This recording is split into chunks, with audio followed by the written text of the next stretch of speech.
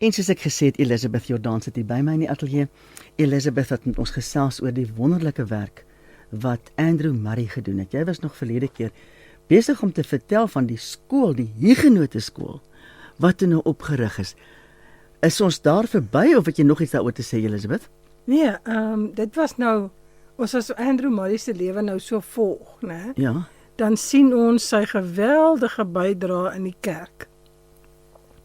As moderator daai tyd toe hy hierdie hofsaake moes hanteer teen die liberale teologie, maar reeds al in Bloemfontein, toe hy daar gewoon het hy 'n ander saak op sy hart gekry, wat vir hom geweldig gepla het. En dit was die feit dat die kerk betrokke moet wees by Christelike onderwys in die land. Andrew Murray skryf in 1859, toe hy nog in Bloemfontein was, met die opening van Grey College. Soos hy dit sien, moet godsdienstige onderrig die wagwoord van die kerk wees. Hy sê in gewone loop van sake, stel ons tog ons hoop en opvoeding vir ons kinders as 'n beter lewe. Net so moet die godsdienstige opvoeding voorop in die kerk se gedagte wees. Goed, die jaar daarna toe word hy beroep na Worcester en 10 jaar later word hy beroep na Wellington. So toe hy in Wellington aankom in 1871, toe stig hy 2 jaar later stig hy die Huguenote skool, wat later die Huguenote College geword het in Wellington, wat vandag nog bestaan.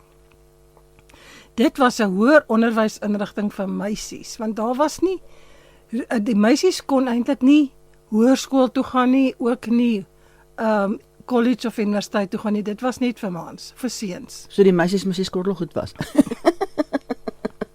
En die huiswerk doen. So sy bedoeling daarmee was dat hulle wil meisies oplei as Christen onderwyseresse, maar ook later in ander gebiede soos maatskaplike werk en nog verskillende vakke wat nou vandag daar aangebied word. Tot op daardie stadium was die skool deur die regering beheer, soos vandag by ons. Die onderwysers het 'n salaris van die regering ondervang, die laerstandaards kinders het gratis skool gegaan, maar die hoër klasse moes 'n geringe bedrag van £4 per jaar betaal. Maar selfs dit was te duur vir die minder bevoorregtes wat op die platteland gebly het, in die Vrystaat en Transvaal en die verre Karoo en Oos-Kaap. Die volk het ook geen verantwoordelikheid vir skole kon neem nie, die gewone mense nie, en daar was nie 'n skakel tussen die skool en die volk nie, so belangstelling in skool gaan was aan die kwyn. En daar was ook nie iets wat die kinders kon prikkel om te sê, as jy gaan skool gaan, kan jy hierdie werk doen nie. Soos wat ons vandag met beroepsvoorligting vir kinders sê, hier is hierdie werk, as jy in dit belangstel, kan jy dit en dit en dit daarmee doen. Daar was baie min werke waaraan, veral in die plattelandse areas, die dorpies was nog klein, daar was nie besighede nie, en dis hoogs uitsonderlik dat 'n kind byvoorbeeld in die wetlike rigting sou ingaan, want daar was nie so 'n universiteit in Suid-Afrika nie. So hulle kon nie bekostig om hulle kinders oor see te stuur, om daar te gaan studeer nie. So, maar in 1865, nog in Andrew Murray, voordat hy nou nog getrek het na die verskillende plekke toe, word daar 'n verandering aangebring en skoolkommissies word aangestel. Okay, nou begin Andrew Murray sê, maar die NG Kerk, wat in elkeen van die plaaslike gemeenskappe 'n gemeente geplant het, moet haarself geroepe ag om ook die verstand en die gewete van 'n volk te beïnvloed. Sjoe. Dit is belangrik vir my, is hierdie stellings wat hy gedoen het. Baie belangrik. So die kerk het gepoog om die aantal skole te vermeerder. Elke ring van die kerk het 'n inspekteur van skole aangestel om al die skole in sy distrik te ondersoek en te kyk wat leer hulle die kinders in die skole. En 1870 byvoorbeeld was daar net 5 besprekingspunte oor opvoeding in die synode. Toe trek Andrew Murray Wellington toe. 1873 was daar 18 punte op die synode bespreek. Die kerk het ook begin om die Christelike publiek in te lig oor hulle verantwoordelikheid vir die opkomende geslagte. En die invloed van Andrew Murray was meer as enige ander individu hiermee. Hy wou die armstes van die armes ophef uit hulle ellende deur vir hulle opvoeding te gee in skole. Sure. En daar was 'n krag agter hierdie beweging van die opvoeding en dit was die Heilige Gees se krag. Want Andrew Murray het gesê, die eerste ding wat ons moet doen is ons moet bid dat die Here van die oes hierdie ding in Suid-Afrika laat gebeur. So, hy het gesê alles wat hy doen met opvoeding, met die kerk en wat alles is 'n geloofskwessie. En as mense begin glo dat dit God is wat mense wil ophef, dis hoekom die evangelie aan hulle gegee word. Dat hulle verstand helder genoeg kan word om te besef, maar ek moet 'n verantwoordelikheid neem in die samelewing.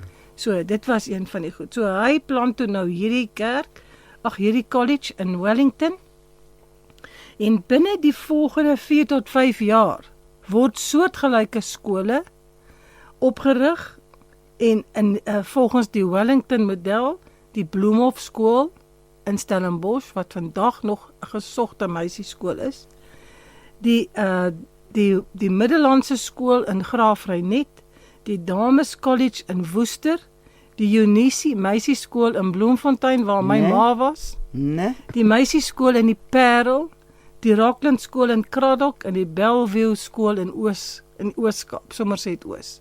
So binne 5 jaar snap die kerk. Hoeveel skool het jy nou genoem? Ek het nou genoem, dis Bloemhof, Middellandse skool, Dames College, Eunice, Parel, Rockland skool en Bellevue, 7. 7 volgens die template wat Andrew Murray in Wellington by die Huguenot College begin het, met onderwysers wat meisies oplei as onderwyseresse, maar ook om as Christelike onderwysers 'n verskil in kinders se lewens te gaan maak. My aarde. So, en in 1876 word Andrew Murray vir 'n tweede keer as moderator gekies. Ek dink is omdat hy elke keer so baie punte op die synode besprekings het. Nou maak hom so stil. Hy onderneem weer 'n toer deur die land om geldfondse in te samel.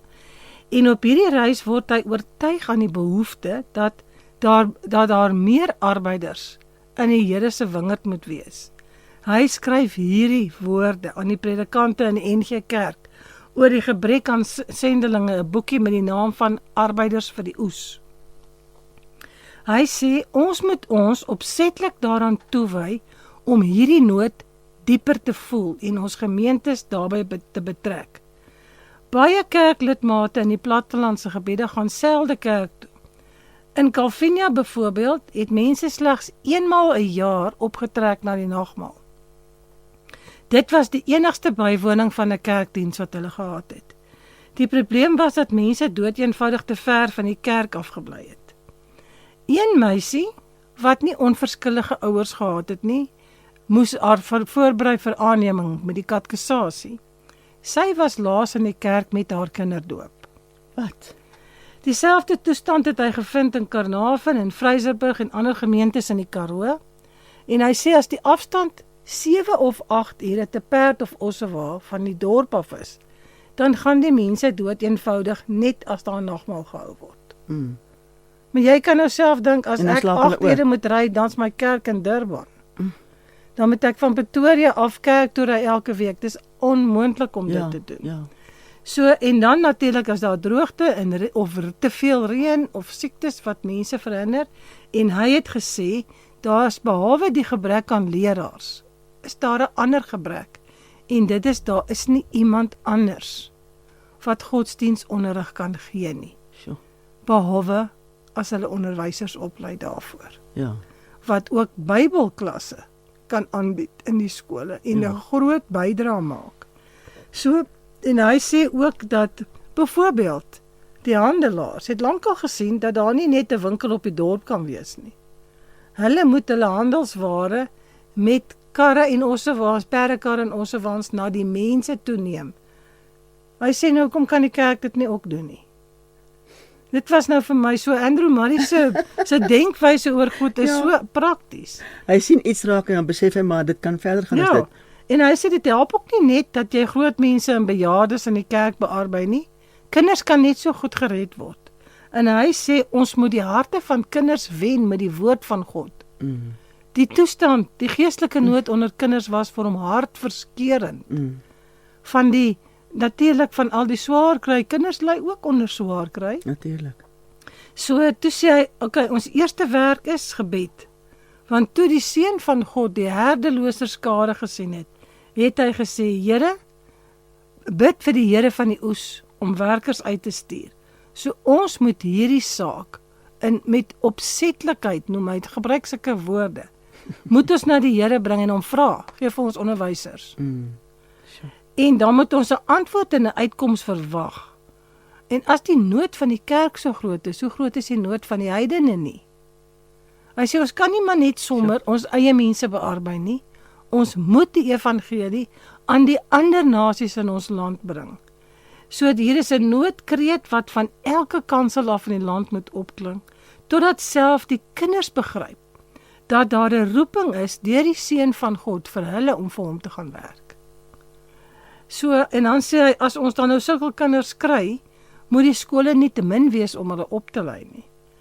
Die kosskool, wat nou 'n nuwe netjie was in Suid-Afrika, kan 'n wonderlike en heerlike werktuig wees om arbeiders vir die Here voor te berei.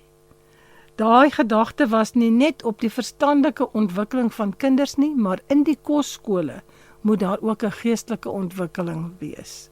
Onderwysers moet opgelei word om goddelike geleerdheid vir kinders te gee, veral in die studie van die Bybel. Daarbenewens moet hulle behalwe skool gee, ook die kuns aanleer om siele vir God te wen. Hulle moenie net te vroom leef en begeer om vir die Here te werk nie. Hulle moet sieleversorgers word. In die skole en die siele van die kinders versorg. En ek dink dit is vandag 'n beroep op onderwysers. Weet, as daar onderwysers is wat nou nie in die oggende kan luister nie, mens moet vir hulle sê, julle taak is nie net om vir die kinders wiskunde en wetenskap te leer nie. Daar's 'n baie groter taak. Wat dit moet gebeur. En dan sê hy natuurlik moet ons huisvaders en huismoeders vir kosskole soek, asook vir hoofde van die skole. Sulke manne en vroue is baie skaars in ons land, sê hy, daai tyd. Maar ek is oortuig dat waar God 'n begeerte wek, die geloofsvertroue in hom nie sal beskaam nie, want hy sal vir ons gee wat ons ernstig biddend en gelowig begeer. Hy het 'n skatkamer vol van mense wat hy kan stuur. Die kerk moet verantwoordelik neem hiervan. En waar sal al die geld vandaan kom? Hy sê, broeders, as dit God se werk is, dan het hy tog genoeg geld om daarvoor te betaal. Ons kan nie die gemeentes in die land beskuldig dat hulle nie bydra as ons vir iets vra nie, hulle doen. Maar as ons die gemeentes betrek by hierdie saak, wat baie gaan kos, dan sal die Gees van God self die gemeentes opwek en vir hulle finansies gee om dit te doen. Absoluut.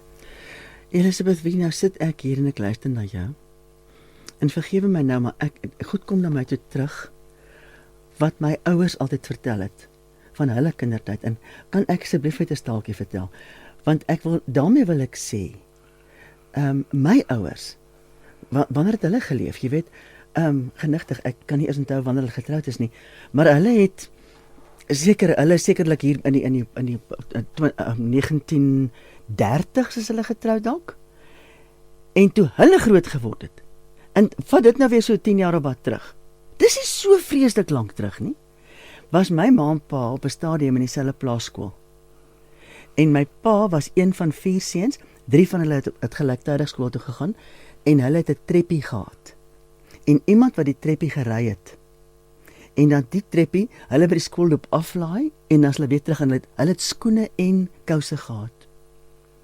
En hulle klere was altyd gestryk. Dit is wat my ma onthou van my pa. My ma was een van 12 kinders. Hulle was bywoners op 'n plaas. Hulle het met 'n donkiekar gery. Die oudste broer het altyd die donkiekar gedryf. Wat is 'n beter woord? En dan die tweede oudste broer het langs hom gesit en hy het altyd die hekke loop oopmaak.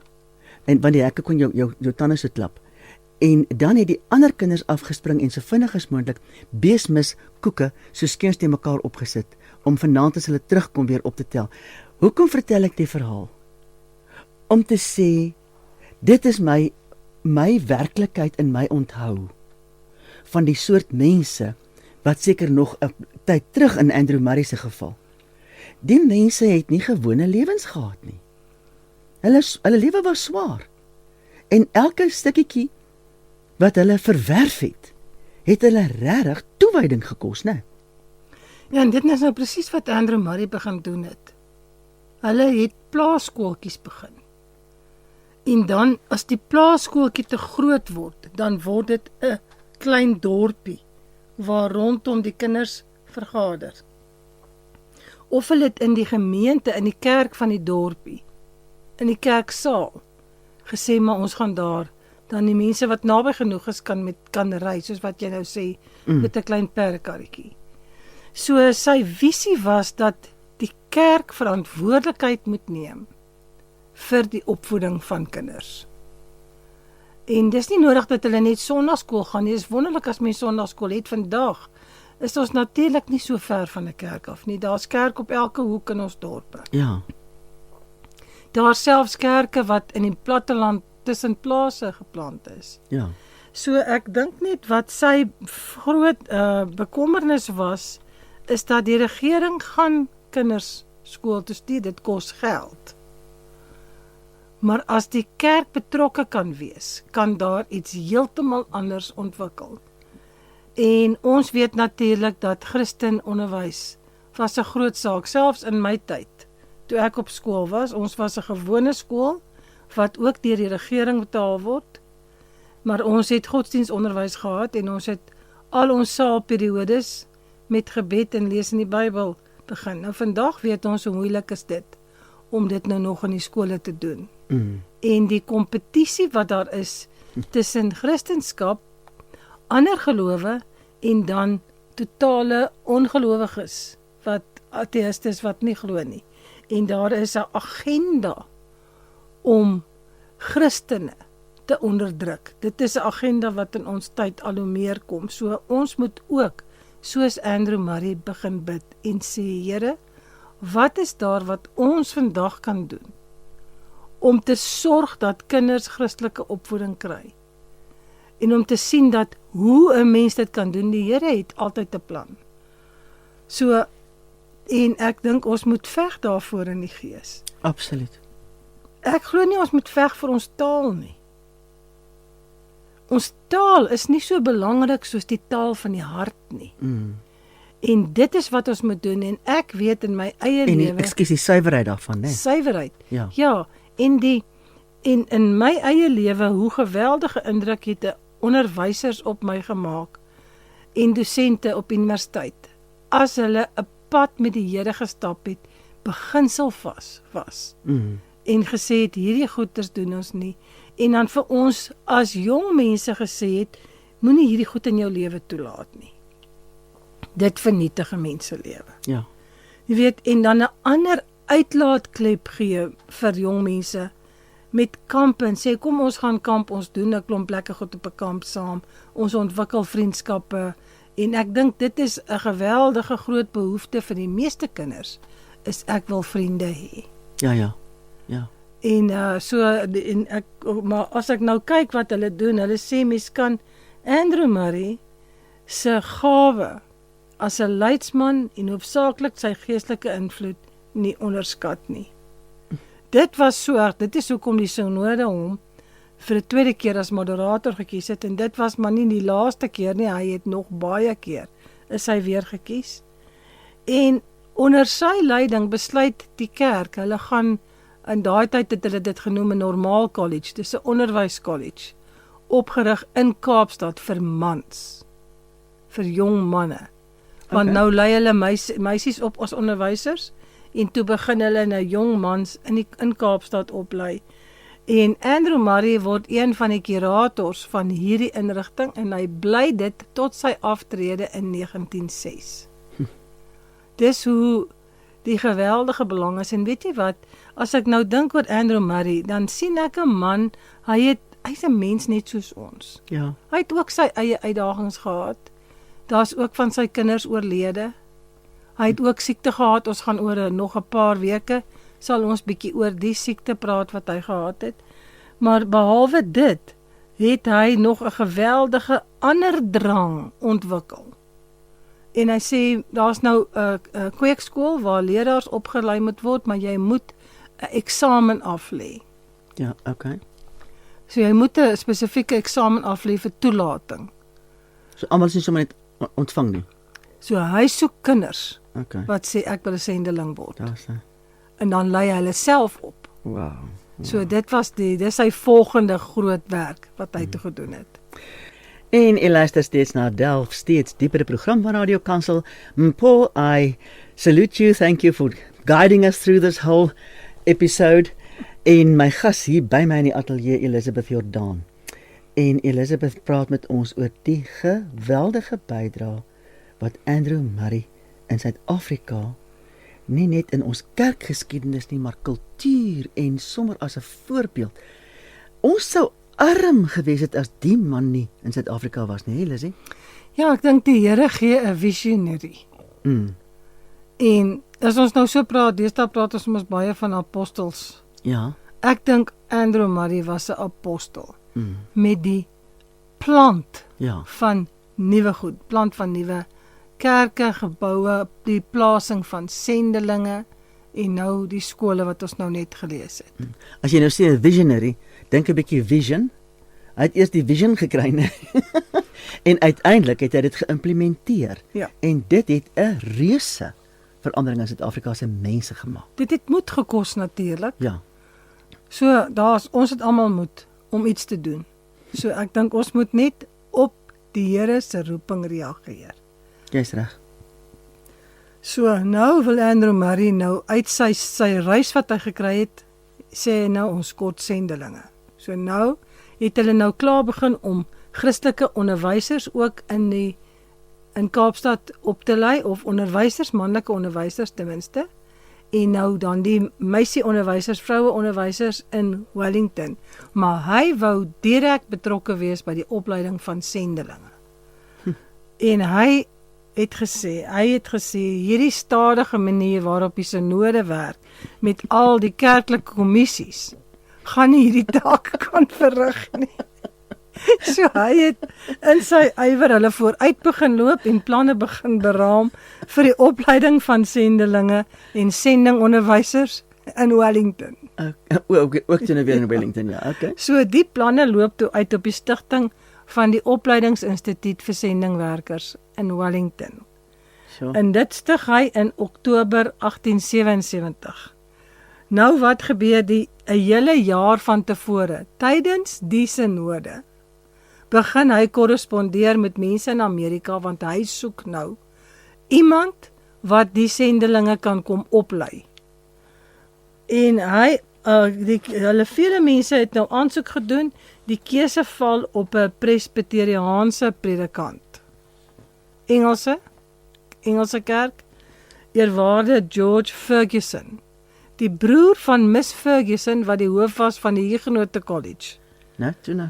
So, hy stel hom nou aan as die hoof van hierdie sendinginstituut, waar hulle die sendelinge gaan oplei. En hy sê, die begeerte wat hy het is dat jong manne wat hulle aan die diens van die Here wil wy en geen lus of gawe het om antieke tale en matesis, dis nou wiskunde, te bemeester nie, moet ook 'n geleentheid kry om deeglike Bybelse onderrig te ontvang, ook ander onderrig, sodat hulle plek in die sakewêreld sowel as in die kerk met groot seën kan inneem. Ons sal nou nie die antieke tale uitsluit nie, sê hy. Maar ons sal sonder wetywering met ander studieinrigtings bedoelende nou die kweekskool, ons toelê om jong manne deur middel van Engels en Hollands vir hulle vir die diens aan die Here voor te berei. Ons sal alles so goedkoop en eenvoudig as moontlik moet hou, dat minder gegoede jong manne, sowel as bevoorregtes, die genot kan hê van 'n kosskoolse onderrig. Daarmee saam wil ons ook die geleentheid bied aan leraars, sendelinge of onderwysers om hulle kinders na 'n plek te stuur waar die kinders kan skool gaan. En ons doel is nou om 'n huis te kry in Wellington wat 40 tot 50 kosskoolgangers kan hê. Hulle het nou klaar die Huguenot College en daai college is al klaar vol met meer as 50 meisies wat daar studeer. Nou sê hy vir die kerk, ons het 5000 pond nodig. Ons vra dit vir die Here. So nou kom die eerwaarde Ferguson in 1876 daaraan en op Junie stel Andrew Murray die oprigting in die kerkbode bekend en in 1882 lê hulle die hoeksteen. Dis nou eers 'n paar jaar, maar hulle het nou tydelik het hulle 'n gebou gehuur en hulle begin met dit. Die kosskool begin met net 10 leerlinge, waarvan 2 sendelingkinders was en 1 was 'n gewone leerling. Dit was 'n baie klein begin, sê hy. Die hele onderneming was vir ons 'n geloofstaak.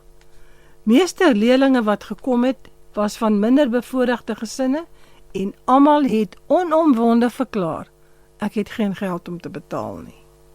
Wow. So nou stig Andrew Murray 'n fonds vir hierdie kinders. But of course.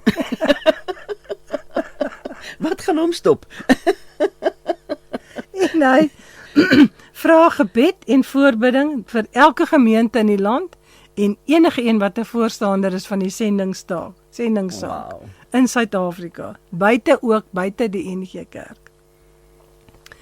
Die vooruitgang van hierdie opleidingsinstituut in Wellington kan eintlik met baie min woorde beskryf word as baie suksesvol.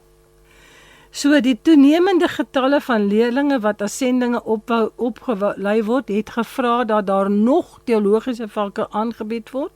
Dis kry hulle 'n tweede dosent, eerwaarde Pau, van die plaaslike sendinggemeente in Wellington word nou aangestel as 'n dosent saam met Ferguson, wat nou die hele sendinginstituut bedryf. So mense het nou nie hoeveel mense nodig nie. Maar die Ferguson, eerwaarde Ferguson, was 20 jaar by hierdie sendinginstituut en eerwaarde Pau 33 jaar het hulle sendelinge opgelei, daai 2 manne. En Ekskuus, is daai Pau ook op PAUW? ja, Ja, ek het baie, ons op Maties was daar baie Paupelle. Seker van hulle voorsate. ja. Hierdie 2 pionierdosente is deur ander waardige en godvrugtige manne opgevolg en in die geseënde bestaan van hierdie sendinginstituut 85 jaar het net 14 dosente hier gedoseer. OK, nou wil ek praat oor die Ekskuus, vir hoe sendinginstituut. lank was daai 14 dae? 85 jaar. 85 jaar? Ja, nou daar's altyd net 2 of 3. O, okay. So ja. Ja, okay. So nou, die sendinginstituut het 'n pragtige naam gehad. Huis Samuel. Nou, toe. Ja. En die opening van die sendinginstituut was in 1881 in 'n gebou in Wellington wat hulle gehuur het. En toe hulle sy hoeksteen lê, toe lewer hierdie ou Prof Maree sy wydingsrede en sê die gebou sal Samuel genoem word, want ons het hom van die Here afgebid. Kan nie glo.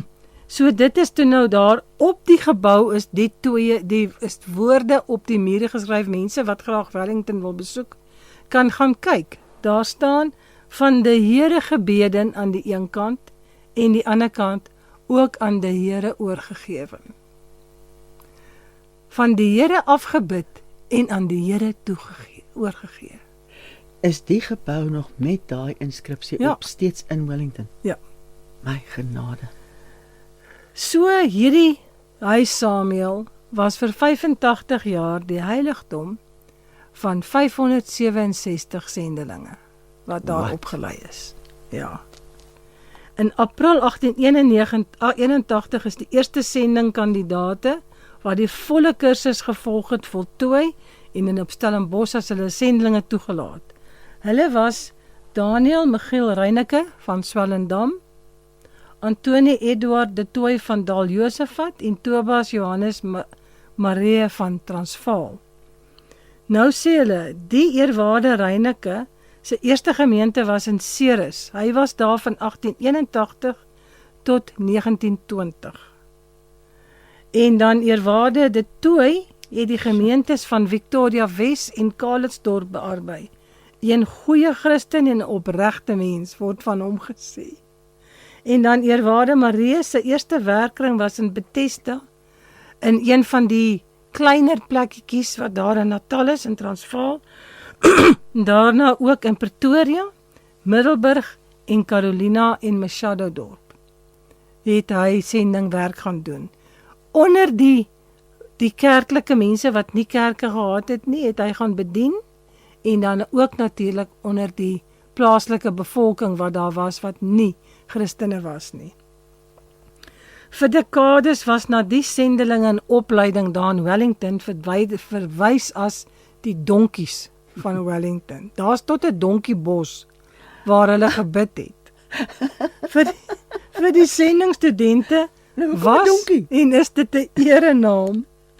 Die ontstaan van die naam donkie vir 'n sendingstudent het uit die jare begin toe hulle die sendinginstituut die boere sendingskool genoem het. En die Wellington studente het begin vra aan 'n naam wat hulle vir hulle self kon gee. En Andrew Murray het met die gedagte van 'n donkie vorendag gekom na aanleiding van Jesus se intog in Jerusalem op 'n donkie. Dis net waaraan ek dink, ja. So sou die donkie sendelinge die draer van Jesus se naam en die evangelie voorstel. Die naamdraers van Jesus is 'n boekie wat gepubliseer is in Wellington, vertel die verhaal van 567 donkies wat in die loop van 85 jaar by die Sendinginstituut gestudeer het. Hulle het die naam van Christus en die evangelie oor grense heen met ongeëwenaarde ywer gedra. En in die kerkgeskiedenis sal hulle altyd bekend staan as toegewyde donkies, naamdraers van Jesus. Ai. Mens wil chunk daarvan, nee. Dis baie kosbaar. Dit is absoluut baie kosbaar. En ek het net in hierdie ding het ek net besef die versienheid wat Andrew Murray gehad het om te sien, nadat hy nie meer lewe nie, bestaan dit nog.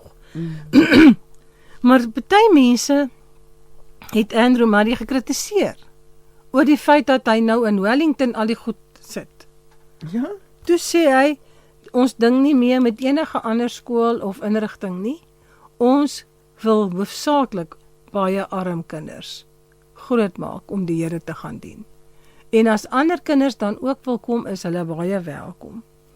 So een van die probleme wat hulle die heeltyd ondervind het, ook by die ander inrigtings, was dosente. Daar was nie dosente vir al die vakke nie. Jy kan nou dink, as jy nou na skool wil jy nou vir mense wiskunde doseer, jy moet 'n opgeleide dosent hê in dit, en wetenskap, en al hierdie dinge. So Andrew Murray se werk hoofsaaklik gerig op godsdienstonderrig was baie makliker. In sy lang bestaan van 85 jaar, was daar net een dame wat as 'n sendeling opgelei is. 'n mevrou T. Kraus. Maar hulle het 'n groot aantal onderwysers en sendelinge uitgestuur wat oor die hele hart van Afrika uitgedra is, maar ook na die buiteland toe, Suidwes-Afrika, tot in Malawi, tot in Sudan, tot in die DRC, het hulle sendelinge geplaas vanuit hierdie sendinginstituut. En daar's 'n lange lys name van mense wat uitgegaan het. Maar mettertyd het daar 'n wrywing ontstaan tussen die sendelinge en leraars. En dit het gegaan oor die status. Ekskuus, dit was nou nie binne in die opleidingsentrum nie, maar buite. Ja. in die kerk. Ja. Ja, want die sendelinge se status was eerwaarde, nie dominee nie. En as gevolg daarvan het daar wrywing gekom met die bediening van die sakramente. So, dit het daartoe gelei dat die in 1962 het die laaste studente by Samuel se Ek's nog nie deur by nie. uitgestap. Wat was nou die as verkeerd beskou, die eerwaarde, die benaming eerwaarde of die eerwaarde of die Nee, ek dominee? dink dit was oor die feit dat mense wou die sendelinge beroep as dominees en hulle het nie Opleiding. Hulle het gehad. nie die opleiding daarvoor gehad nie okay. en hulle is nie gelegitimeer daarvoor nie. So toe kom daar nou wrywing. Dis nou later 1962, dis nou al in ons tyd. Okay. En so toe moes hulle die sending instituut sluit. En hulle sê hoe pynlik dit ook al was, dit was die enigste weg om dit te doen. Wow. Dit was egter 'n dag van weemoed en hartseer. Nie een van die 4 professore wat op daai stadium daar was, het kans gesien om die sluitingsrede te lewer nie. Sjoe. 'n Professor G.B.A. Gerdener, wat 'n eertydse geliefde dosent aan die inrigting was, het ingewillig om die sluitingsrede te lewer. Sy teksvers was 1 Samuel 25 vers 1. En Samuel het gesterwe. What? En volgens die besluit van die synode het die hele nalatenskap van die Sending Instituut na die Huguenote College oorgegaan. So die Huguenote College besit nog vandag al die geboue wat daar in Wellington is.